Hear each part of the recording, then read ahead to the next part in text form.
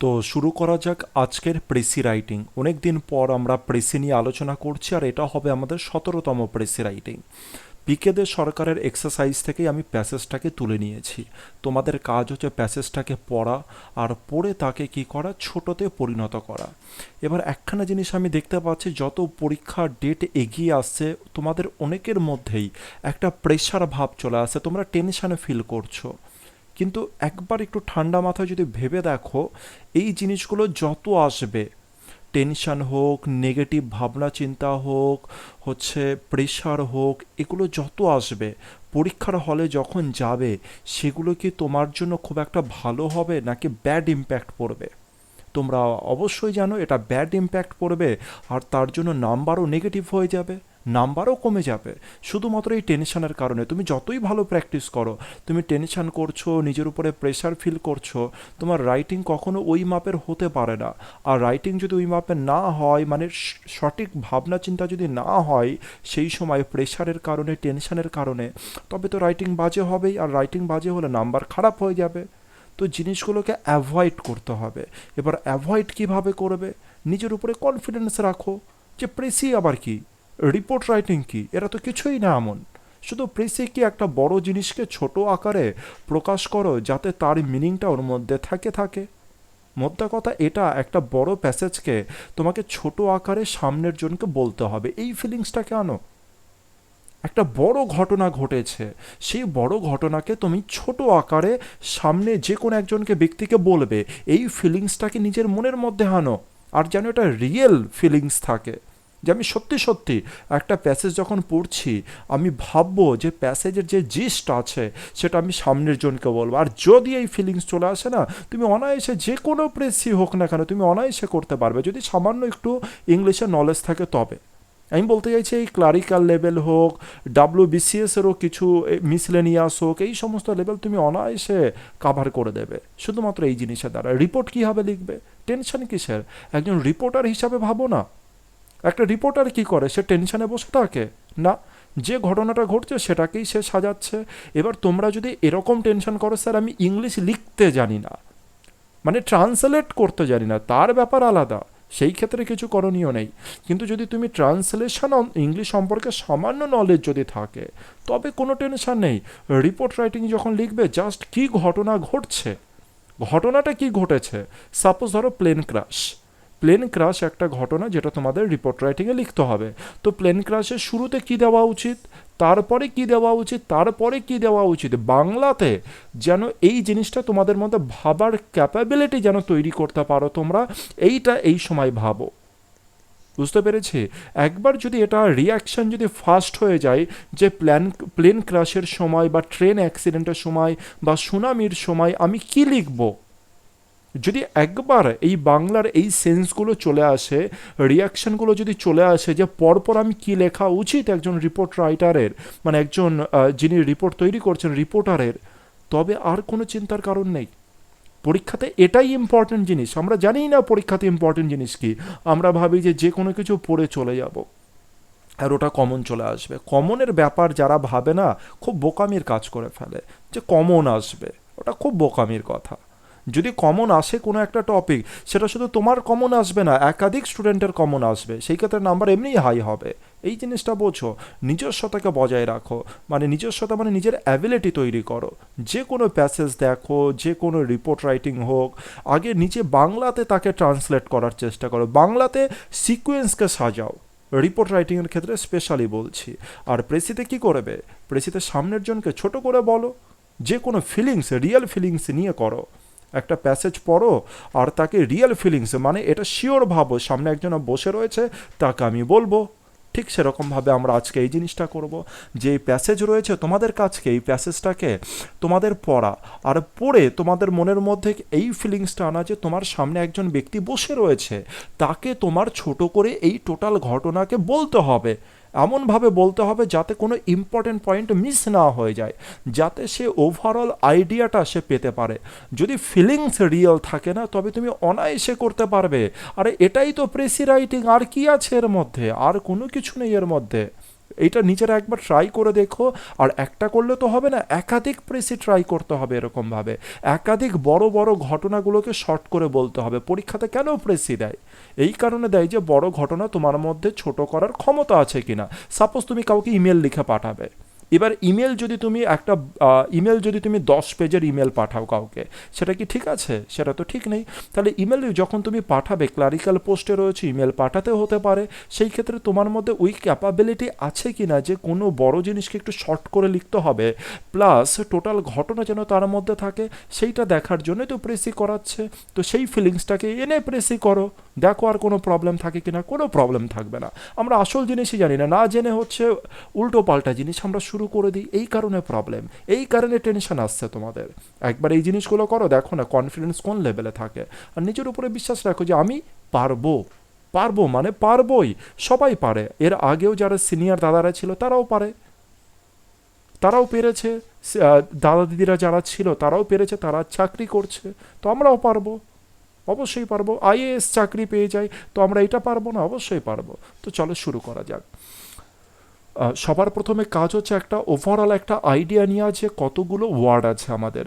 তো আমরা কি করি, একটা দুটো তিনটে চারটে পাঁচটা ছটা সাত আট নয় 10 11, 11খানা একটা লাইনে আছে। এবার দেখিনি কটা লাইন আছে টোটাল, 2 4 6 8 10 12 13, 12খানা লাইনে ধরো। তাহলে 11 × 12 করে দেবে। তাহলে কত হয়ে গেল, 140-এর 130-40-এর আশেপাশে করে দাও। 130 থেকে 140-এর আশেপাশে। আর তাকে কত দ্বারা ভাগ করে দেবে, 3 দ্বারা ভাগ করে দাও। বুঝতেই পারছি। তাহলে কত করে দেবে, 45 থেকে 50, 45-এর ওয়ার্ডের মধ্যে তোমরা যদি লেখো তো ঠিক আছে। টোটাল ব্যাপারটা 45-এর মধ্যে আমরা লেখার চেষ্টা করব। চলো শুরু করা যাক। ফর 1000 of years, আর একবারই পড়বে। প্রেসে কিন্তু দুবার 3বার 4বার 6বার ধরে পড়ছো, যতক্ষণ না পর্যন্ত বুঝতে না পারছো। খুব বোকামি কথা হয়ে গেল এগুলো, খুব বোকা কথা যে যতক্ষণ না পর্যন্ত প্রেসির প্যাসেজ না বুঝতে পারবে পড়েই যাও পড়েই যাও। এগুলো তো, এটা তাদের জন্য যারা একাডেমিক লেভেলের, এটা ক্লাস 9-10-এর ছেলেদের জন্য এই প্রসেস। বইয়ে যেটা লেখা থাকে ওটা 9-10-এর জন্য, এটা তোমাদের জন্য। তোমরা তো চাকরি করতে যাচ্ছ, বোঝো ব্যাপারগুলোকে, নিজের সেন্স ইউজ করো। কোন টিচার কি বলছে, আমি কি বলছি, মানে আমি যে চ্যানেল তোমরা দেখছো এখন, সেই চ্যানেলে আমি কি বলছি তাতে কোনো যায় আসে না। নিজের সেন্স ইউজ করো যে সত্যি আমরা তো চাকরির পরীক্ষা দিতে যাচ্ছি। আর আমরা যে সমস্ত বই ফলো করছি বেশিরভাগ তো একাডেমিক লেভেলের বই। সেখানে বলবে 5বার 6বার পড়ো, এখানে সময় আছে। এখানে নিজেকে এমনভাবে প্রিপেয়ার করো, একবার পড়বে আর একবারই সেন্স চলে আসবে। দরকার হলে দ্বিতীয়বার পড়বে না, জাস্ট একবার একটু নজর দেবে দ্বিতীয়বারে যদি দরকার পড়ে। তো এরকম রেডি করো নিজেকে। কি বলেছে, for 1000 of years people lived and died without being able to read or right. কি বলছে, হাজার হাজার বছর ধরে পিপল মানে জনগণরা, মানুষরা কি করছে, জীবনযাপন করছে এবং মারা যাচ্ছে। উইথাউট বিং অ্যাবেল, কিসের করা, মানে হচ্ছে বিভিন্ন উইথাউট বিং অ্যাবেল, তার মানে হচ্ছে অ্যাবেল মানে কি, সামর্থ্য, সামর্থ্য না থেকে কিসের, রিডিং অ্যান্ড রাইটের। তার মানে সেন্সটা বুঝতে পেরেছো আশা করি। মানে হচ্ছে মানুষরা হাজার হাজার বছর ধরে কিভাবে বসবাস করছিল একটা সময়ে, তারা লেখা পড়ার যে অ্যাবিলিটি সেটা না থেকেই তারা হচ্ছে জীবনযাপন করছিল। Largely because there were no letters or alphabet in existence, কারণ সেখানে কোনো রকম লেটার অথবা অ্যালফাবেটের কোনো অস্তিত্বই ছিল না। বুঝতে পেরেছি। তো এই পর্যন্ত কি বলতে চেয়েছে, আশা করি তোমাদের ব্যাপারটাকে, ইমেজটাকে গড়তে হবে। যখনই পড়বে না ইমেজ গড়ে নাও, যেন পুরো কনসেন্ট্রেশন লেভেল হাইয়েস্ট থাকে। আর ইমেজ করো হাজার হাজার বছর আগে, হাজার হাজার বছর আগে যেই পড়লে, হাজার হাজার বছর আগেকার মানুষদের কি দেখতে পেয়েছো? হাজার হাজার বছর আগেকার মানুষরা কি জানতো না, কোনো লেটার বা অ্যালফাবেট সম্পর্কে কিছুই জানতো না।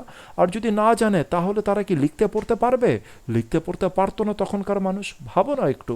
তারপরে কি রয়েছে, little or no progress. Little যে ওয়ার্ডটা রয়েছে, আমি তোমাদের এরর কারেকশানে বলেছিলাম, লিটিল ওয়ার্ডটা নেগেটিভ সেন্সে ব্যবহৃত হয়। লিটিল মানে নেই বললেই চলে, নেই বললেই চলে।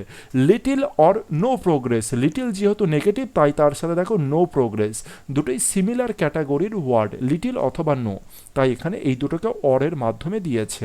Little or no progress was made, এটা বি ভার্বের সাথে কি রয়েছে, V3 রয়েছে, তার মানে প্যাসিভ রয়েছে লিটিল মানে খুব কম, অথবা বলতে পারো যে প্রোগ্রেস নেই বললেই চলে। ওয়াজ মেড থ্রু আউট মানে সমস্ত, থ্রু আউট মানে কি সমস্ত সময় জুড়ে, দিস দিস মানে ওই, সেঞ্চুরিস মানে শতাব্দীতে, বাই দ্য হিউম্যান রেস।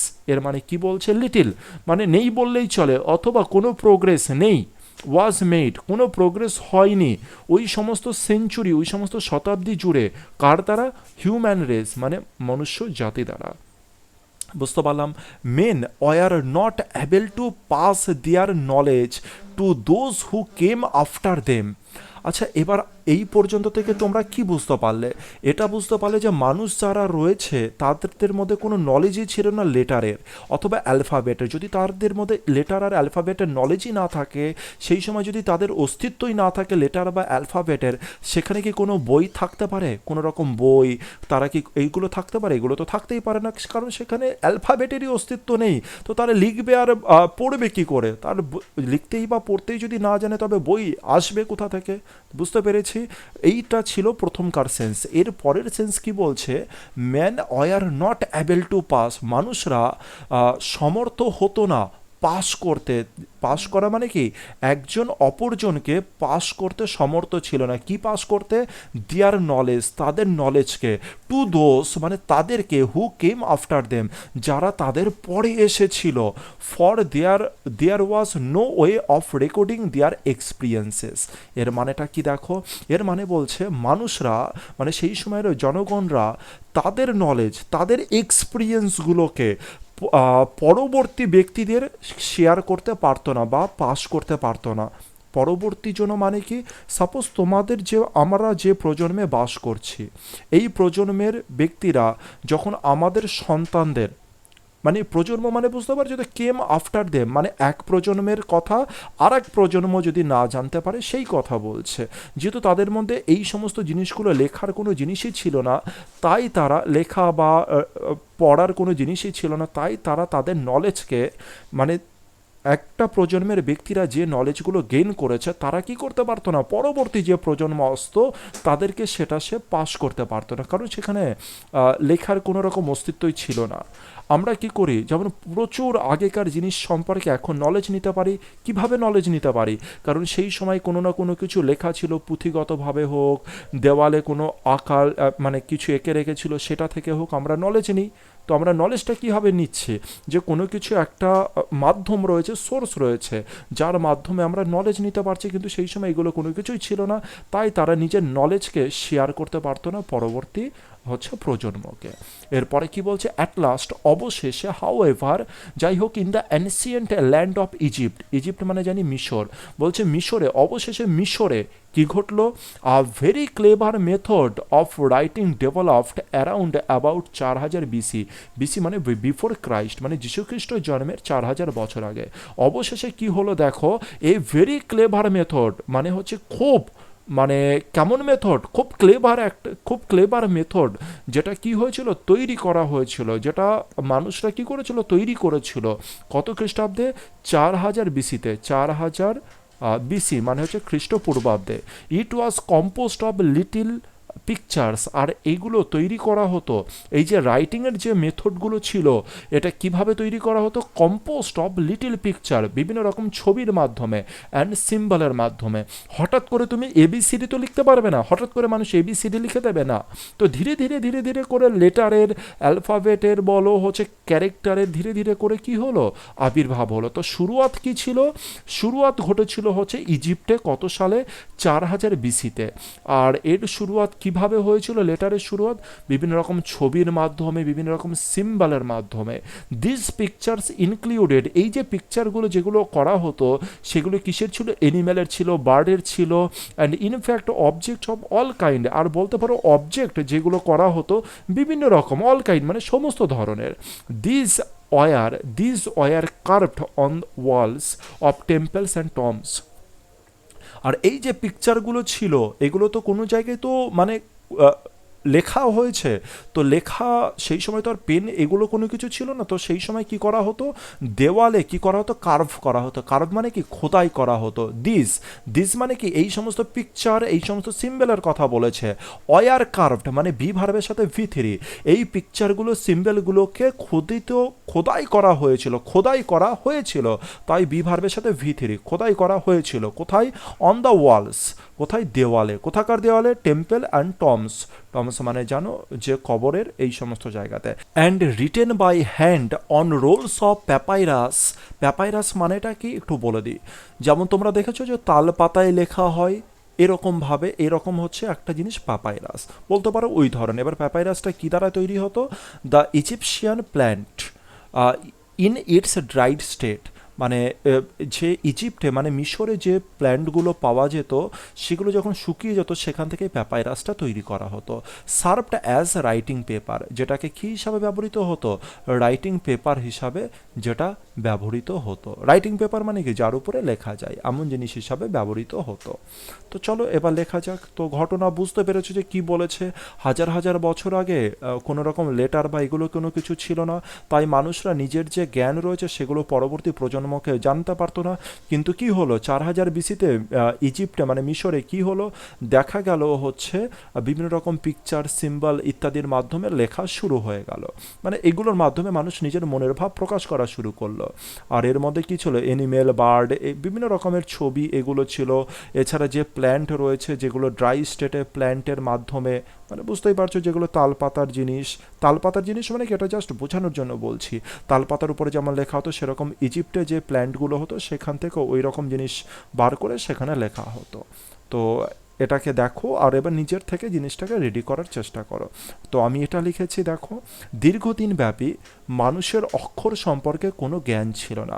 আমি যে প্রেসিটা রেডি করেছি সেটা বলছি। দীর্ঘদিন ব্যাপী মানুষের অক্ষরের সম্পর্কে কোনো জ্ঞান ছিল না, এটাই দিয়েছে শুরুতে। দেখো, ফর থাউজেন্ড অফ ইয়ার্স, সেখান থেকে শুরু করে নিয়ে এই পর্যন্ত, দেখো কি রয়েছে, এই পর্যন্ত মানে 1 2 3 4 লাইন পর্যন্ত এটাই তো দিয়েছে। দীর্ঘদিন ব্যাপী মানুষের অক্ষর সম্পর্কে কোনো জ্ঞান ছিল না, তাই তখনকার মানুষেরা নিজেদের অভিজ্ঞতার কথা পরবর্তী প্রজন্মকে জানাতে পারতো না। এটা আমি কোথা থেকে লিখেছি, দেখো, ম্যান কি ছিল না, ম্যান তাদের নলেজ পরবর্তী যে ব্যক্তিরা আসবে তাদেরকে দিতে সমর্থ ছিল না। পরবর্তী মানে কি, পরবর্তী প্রজন্মের কথা বলছে, তো সেটাই আমি লিখেছি। তাই তখনকার মানুষেরা নিজেদের অভিজ্ঞতার কথা পরবর্তী প্রজন্মকে জানাতে পারতো না। বুঝতে পেরেছি। তো দেখো আমাদের 50% কমপ্লিট হয়ে গেল। এরপরে কি রয়েছে, এবার 4000 বিসিতে কি ঘটেছে, মানুষরা একটা মেথড রেডি করেছে। মেথডে কি ছিল, পিকচার, সিম্বল এগুলো ছিল। তো একটা তো কি দেখতে পেলাম, এখনো পর্যন্ত এই পর্যন্ত দেখতে পেলাম যে মানুষের অক্ষর সম্পর্কে কোনো নলেজ নেই। তখনকার মানুষরা অভিজ্ঞতার কথা পরবর্তী সব প্রজন্মকে এই কারণে জানাতে পারতো না। এটা তো গেল হচ্ছে কোনটা, নেগেটিভ দিক। এবার আমরা পজিটিভ দিকে চলে আসবো, যে 4000 বিসিতে কি ঘটলো। 4000 বিসিতে মানুষ কিছু সুন্দর পদ্ধতি তৈরি করেছিল নিজের মনের ভাব প্রকাশ করার জন্য, যেমন কি সে দেওয়ালে এবং শুকনো গাছে ছবি, সিম্বল, সিম্বল মানে কি বিভিন্ন ধরনের ক্যারেক্টার, ছবি, এই সমস্ত জিনিসের কথা। সিম্বল মানে হয় না, সাপোজ এই একটা রয়েছে, এই একটা সিম্বল, তো বিভিন্ন রকম সিম্বল খোদাইয়ের মাধ্যমে। তো এটা লিখেছি, এইটুখানি যদি লেখো এনাফ। দেখো সমস্ত কিছু জিনিস, এই যে লেখাটা রয়েছে সমস্ত কিছু জিনিস এর মধ্যে কাভার হয়ে রয়েছে। তো আমি কিভাবে রেডি করেছি, আমার মনের মধ্যে এই ভাবনাটাই ছিল যে সামনের জনকে আমি কিভাবে শর্ট করে বলবো, কিন্তু টোটাল জিনিস যাতে এর মধ্যে থাকবে। দেখো এর মধ্যে কোনো রকম কোহেসিভনেসের প্রবলেম আছে। কোহেসিভনেস মানে কি, বারবার করে আমি বলেছি যে একটার সাথে অপরটা যেন লিঙ্ক থাকে, এমন যেন না হয় যে মানে হচ্ছে এক রকমের সেন্টেন্স লিখছো, তারপরে আবার এমন একটা সেন্টেন্স লিখছো যে পরপরের কোনো মিলই নেই, এরকম হলে কিন্তু চলবে না। দেখো আরেকবার পড়ছি। দীর্ঘদিন ব্যাপী মানুষের অক্ষর, তুমি শুধু এটা ফিল করো যে সামনের জন্য কি সত্যি বুঝতে পারবে কি পারবে না, এটা ফিল করো। দীর্ঘদিন ব্যাপী মানুষের অক্ষর সম্পর্কে কোনো জ্ঞান ছিল না, তাই তখনকার মানুষেরা নিজেদের অভিজ্ঞতার কথা পরবর্তী প্রজন্মকে জানাতে পারতো না। অবশেষে 4000 বিসিতে মানুষ কিছু সুন্দর পদ্ধতি তৈরি করেছিল নিজের মনের ভাব প্রকাশ করার জন্য দেওয়ালে এবং শুকনো গাছে ছবি সিম্বল ইত্যাদি খোদাইয়ের মাধ্যমে। বলো কোনো জায়গায় সিকোয়েন্সে কোনো প্রবলেম আছে, হচ্ছে কোহেসিভনেসে কোনো প্রবলেম আছে? আর এইটুখানি যদি বলো যে টোটাল প্যাসেজের মিনিং এখানে বলে দিচ্ছে, তো এরকমভাবে জিনিসটাকে রেডি করতে হবে। তো হয়ে গেল আমাদের প্রেসি। এরপরে যারা প্রেসির পরে যারা মনে করবে ট্রান্সলেশনও শিখবো, তারা পরবর্তী ভিডিও দেখো, নাহলে এই পর্যন্তই শেষ করে দাও। তো চলে আসি এবার ট্রান্সলেশনের দিকে। কি বলেছে, দীর্ঘদিন ব্যাপী মানুষের অক্ষর সম্পর্কে কোনো জ্ঞান ছিল না। এবার যেটা হচ্ছে এটা কিন্তু ট্রান্সলেশন হচ্ছে, প্রেসি কিন্তু আমাদের কমপ্লিট, কারণ প্রেসি তো এই পর্যন্তই ছিল। এবার আমরা ট্রান্সলেশন করব। তো দেখা যাক, দীর্ঘদিন ব্যাপী মানে ফর আ লং টাইম। মানুষের ছিল না হ্যাড, মানুষের ছিল না, কি ছিল না? নলেজ ছিল না, মানুষের জ্ঞান ছিল না। তো কি বলছে, হ্যাড নো নলেজ, ছিল না জ্ঞান। ছিল না জ্ঞান কার ছিল না? পিপলের, মানে হচ্ছে মানুষের ছিল না জ্ঞান। কি বিষয়ে জ্ঞান ছিল না? অফ লেটার্স, অক্ষর সম্পর্কে, অফ লেটার্স। বুঝতে পেরেছি, সিম্পল ব্যাপার। এত সিম্পল সেন্টেন্স আর কি করে হতে পারে? আর তোমাদের এর থেকে টাফ তোমরা লিখবে, বিশাল জটিল ধরনের সেন্টেন্স লিখবে, এরকম জিনিস করতে যেও না। সিম্পলে স্টিক থাকো আর অনায়াসে ভালো মার্কস নিয়ে বেরিয়ে আসো। সিম্পল, এটাই দেখবে যে তোমার নিজস্বতা আছে কি না। এক্সামিনার এটাই দেখবে, আর কতটা ভালো করে লিখেছো এটাই দেখবে। দীর্ঘদিন ব্যাপী মানুষের অক্ষর সম্পর্কে কোনো জ্ঞান ছিল না। দীর্ঘদিন ব্যাপী, ফর আ লং টাইম, মানুষের, people had no knowledge of letters, মানুষের ছিল না জ্ঞান কোন সম্পর্কে? লেটার সম্পর্কে। চলে আসে পরেরটা। তাই তখনকার মানুষেরা নিজেদের অভিজ্ঞতার কথা পরবর্তী প্রজন্মকে জানাতে পারতো না। তাই মানে কি ইউজ করতে পারি? So the people of that time, এর মানে কি বোঝাচ্ছে? তখনকার মানুষ মানে the people of that time, that মানে কি? ওই সময়ের জনগণ, কোনখানকার জনগণ? অফ দ্যাট টাইম, সেই সময়ের জনগণ। পারতো না, কুড নট, অ্যাবিলিটি সম্পর্কে বোঝাচ্ছে, তাই ক্যান ইউজ করেছি। আর ক্যানে, পারতো না তার মানে এটা অতীতের কথা বলছে, তাই ক্যানের পাস ফর্ম করেছি could. So the people of that time could not, মানে পারতো না, কি করতে পারতো না? শেয়ার দেয়ার এক্সপিরিয়েন্সেস, কি করতে পারতো না? নিজেদের অভিজ্ঞতার কথা জানাতে পারতো না বা শেয়ার করতে পারতো না। বুঝতে পেরেছি। তো কুড নট আমাদের ভার্ব ছিল, কুড নট শেয়ার আমাদের ভার্ব ছিল। কে শেয়ার করতে পারতো না? The people of that time. কি শেয়ার করতে পারতো না? দেয়ার এক্সপিরিয়েন্সেস। এবার দেখো এখানে দেয়ার কেন ইউজ করেছি প্রোনাউন? কারণ এখানে দ্য পিপল হচ্ছে প্লুরাল, তাই এখানে আমি দেয়ার ইউজ করেছি। তো গ্রামাটিক্যালি ভাবেও কিন্তু তোমাদেরকে সঠিক রাখতে হবে। শেয়ার করতে পারতো না কি? দেয়ার এক্সপিরিয়েন্সেস। কাদের সাথে? পরবর্তী প্রজন্মের সাথে, উইথ দ্য নেক্সট জেনারেশন। হয়ে গেল, খেল খতম। দেখো এই পর্যন্তর মধ্যে কত কিছু জিনিস হচ্ছে প্রকাশ পেয়ে গেল। চলে আসি লাস্ট লাইনে। অবশেষে মানে ফাইনালি 4000 বিসিতে, মানে অ্যাট 4000 বিসি মানে বিফোর ক্রাইস্ট, মানুষ কিছু সুন্দর পদ্ধতি তৈরি করেছিল। পিপল ডেভেলপড মানে তৈরি করেছিল কিছু সুন্দর পদ্ধতি, সাম ইউজফুল মেথডস। আচ্ছা, কেন তৈরি করেছিল? নিজের মনের ভাব প্রকাশ করার জন্য। টু এক্সপ্রেস মানে মনে প্রকাশ করার জন্য। কি প্রকাশ করার জন্য? দেয়ার থটস, তাদের চিন্তা ভাবনাগুলোকে। বুঝতে পেরেছি। এবার কিভাবে করেছিল? দেওয়ালে এবং শুকনো গাছে ছবি সিম্বল ইত্যাদি খোদাইয়ের মাধ্যমে। এবার দেখো, বাই কার্ভিং পিকচার্স। কি করে? By carving pictures and symbols, picture এবং সিম্বলকে কি করে? কার্ভ করে, মানে হচ্ছে খোদাই করে। কোথায়? On Waals and dry trees, ওয়ালে এবং ড্রাই ট্রিজের উপরে। অথবা এই ড্রাই ট্রিজের বদলে তোমরা এখানে এটাও লিখতে পারো যে পাপাইরাস বলে লিখতে পারো, যেটা এখানে রয়েছে। এটা বলেছি তাল পাতার জিনিস, তো এটা লিখলেও এনাফ, কোনো অসুবিধার কিছু নেই। তো বুঝতেই পারছো যে এটা কতটা ইজি জিনিস। আরও আরেকখানে এর জিনিস আমি এরর কারেকশানে তোমাদেরকে বলে দিয়েছিলাম, হচ্ছে যখনই কোনো প্রিপোজিশন পাবে, প্রিপোজিশনের পরে যদি কোনো সময় ভার্ব থাকে, সেই ভার্বটাকে অলওয়েজ আইএনজি ফর্মে লিখবে। সেরকমভাবে দেখো এখানে রয়েছে, বাই হচ্ছে একটা প্রিপোজিশন, তারপরে কার্ভ একটা ভার্ব ছিল, ভার্ব। যেহেতু প্রিপোজিশন রয়েছে, প্রিপোজিশনের পরে আমরা ভার্ব লিখবো না, ভার্বের সাথে কি করব? আইএনজি যোগ করে দেবো। আর ভার্বের সাথে যদি আইএনজি যোগ করে দাও, সেটা কিসের মতো কাজ করছে? একটা নাউন হিসাবে কাজ করছে। তো দেখো আমি এই প্যারাগ্রাফটা এখানে লিখে দিয়েছি। এই প্যারাগ্রাফে টাইটেল দিয়েছি অরিজিন অফ দ্য অ্যালফাবেট, আর টোটাল যেটা তোমাদের সাথে এতক্ষণ আলোচনা করলাম সেটা এখান থেকে এই পর্যন্তই লেখা আছে। তোমরা চাইলে টাইটেল অন্য কোনো কিছু দিতে পারো, কোনো অসুবিধার কিছু নেই। মোদ্দা কথা এটা মনে রাখো, নিজের উপরে কনফিডেন্স রাখো, বিশ্বাস রাখো যে আমি পারবো। এই বিশ্বাসটা রেখে এগিয়ে চলো, কোনো ভয় পেও না। যে যে জিনিসগুলোকে বললাম শুরুতে, সেই জিনিসগুলোকে একটু যদি মেনটেন করো, যদি অরিজিনাল ঘটনাকে বুঝে যাও না, কোনো টেনশন থাকবে না, আর পরীক্ষার রেজাল্ট ভালো হতে বাধ্য। যাই হোক, সবাই প্র্যাকটিস করো খুব সুন্দর করে, সঠিক ওয়েতে করো।